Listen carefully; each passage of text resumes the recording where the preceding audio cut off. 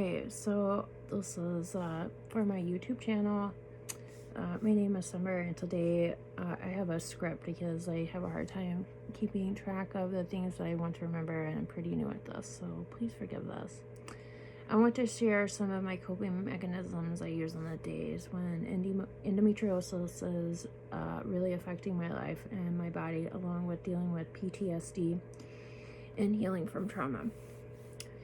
Living with endometriosis can be incredibly challenging, especially when it triggers other emotions from past trauma. On these days, I have a few strategies that help me cope and get through the days, and I wanted to share that with my audience, although very small. I think that it's important that, like, after posting the last couple of days about endometriosis, had people reach out to me and ask if I was okay, and I am okay. It's just, we're all humans, and I'm human, and I'm learning to slow down a little bit. Some of the coping mechanisms I use are positive thinking.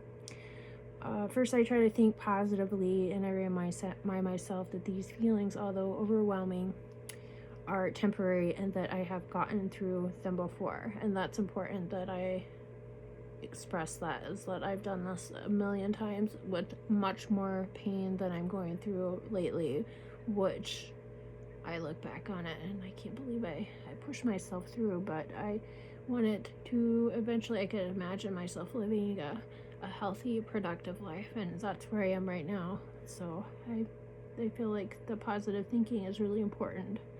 Rest is the most important to me, that I give myself permission to rest. Sometimes we need to step back and let our bodies recover, and that's exactly what I did. Rest is not a luxury, it's a necessity, and that's important to remember, that that when we deal with chronic illnesses or any kind of illness, even like mental illnesses, that rest is super important. To remember to take care of yourself and slow down in a way that your body can recuperate, and that you emotionally can recuperate and be able to live a productive and happy life.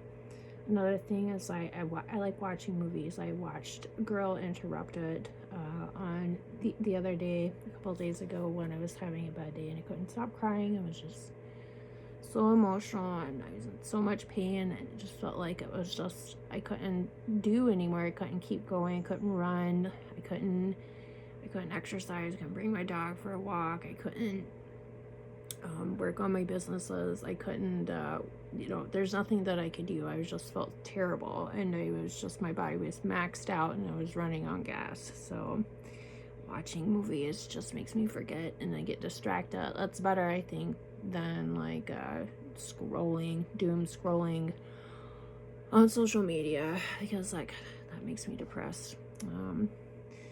There are just a few things I do to cope. It's important to find what works for you, to be gentle with yourself on difficult days.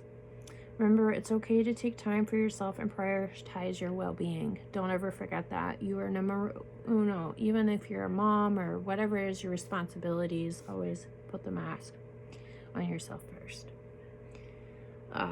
Thank you for listening. If you're dealing with something similar, know that you're not ever alone.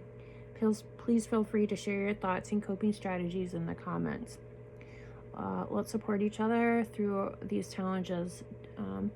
Take care, y'all, and thanks for being part of this journey with me. Your support means a lot. Thanks, y'all.